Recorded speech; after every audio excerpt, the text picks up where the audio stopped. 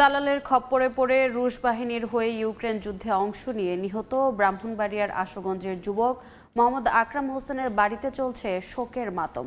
পরিবারের দাবি, উচ্চ বেতনের প্রলোভন দেখিয়ে দালাল তাকে রুশ সেনাবাহিনীতে যোগ দিতে বাধ্য করেছে। সন্তানের মরদেহ দেশের মাটিতে ফিরিয়ে সরকারের হস্তক্ষেপ কামনা করেছেন তারা। হৃদয় পালের ক্যামেরায় উজ্জ্বল চক্রবর্তীর রিপোর্ট। বিদেশে কাজের সন্ধানে গিয়ে দালালের খপ্পরে পড়ে রুশ বাহিনীর হয়ে ইউক্রেন যুদ্ধে যোগদান। প্রাণ হারালেন সন্তান, শোকে মাতম পরিবারে।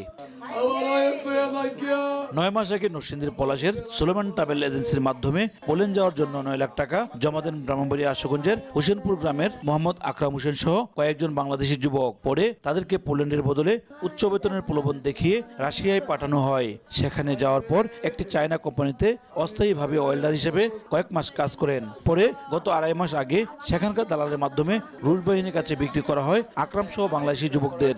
আমার আকরাম হোসেন 9 লাখ টাকা দিয়া বাড়াইছি। আমার ছোট ছোট পোলা বানাছে কেমনে আমি চুলুম গা। পরে রুশ বাহিনী আকরাম সহ ওই যুবকদের প্রশিক্ষণ দিয়ে গোলাবারুদ দিয়ে পাঠায় ইউক্রেন বাহিনীর বিরুদ্ধে যুদ্ধে। পরে 14 এপ্রিল ইউক্রেন বাহিনী হামলায় প্রাণ হারান আকরাম। সন্তানের মৃতদেহ দেশের মাটিতে ফিরিয়ে আনতে সরকারের কাছে দাবি জানান পরিবারের সদস্যরা।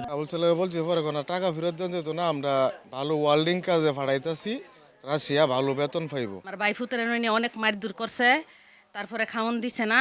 আমার নাতি লাশটা চাই, আমার ক্ষতিপূরণ চাই। স্থানীয় জনপ্রতিনিধি ও উপজেলা প্রশাসনের কর্মকর্তারা জানান, বৈধ কাগজপত্র থাকলে পরিবারটিকে সব ধরনের সহযোগিতা করা হবে। আর কাগজপত্র সঠিক থাকলে আমি এবং আমার প্রশাসন সহ সহযোগিতা করব। আমাদের উপজেলা প্রশাসন থেকে যদি ওই পরিবারের লাশ ফিরিয়ে আনার ক্ষেত্রে কোনো সহযোগিতা প্রয়োজন হয়, আমরা আন্তরিকভাবে সেই সহযোগিতা প্রদান করব।